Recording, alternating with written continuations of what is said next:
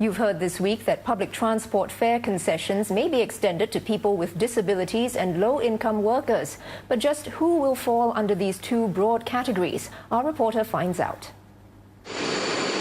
Under the proposed enhanced concessions submitted by the Fare Review Mechanism Committee, up to 1.7 million commuters may benefit. That's up from the current 1.2 million.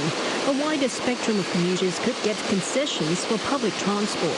They include low-income workers and people with disabilities. The recommendations, though, fall short of specifying just who will come under these two groups. What we do know is that the committee used workers under the Workfare Income Supplement Scheme as a broad term of reference for low-income individuals. That means anyone earning $1,900 or less per month.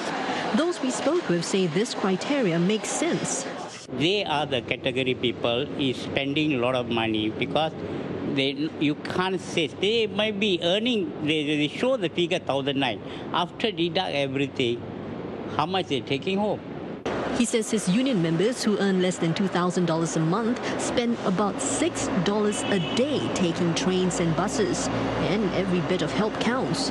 And when it comes to people with disabilities, those affected say they hope the criteria would be as wide as possible. My wish is to cover all people, all the people with disabilities, regardless of whether he's physically disabled, mentally disabled, or visually impaired. You may say that they may not know how to handle this concession, but the caregiver or the parents bringing them out will find it an incentive and a discount for them to bring them out. In fact, they are more encouraged. Mr. Wan hopes that eventually caregivers too will be given similar concessions. Channel News Asia understands that the exact criteria will be determined by the Transport Ministry as well as the Social and Family Development Ministry when the new fare concessions are being implemented. But the guiding principle is for it to be as inclusive as possible and for it to be sustainable for public transport operators.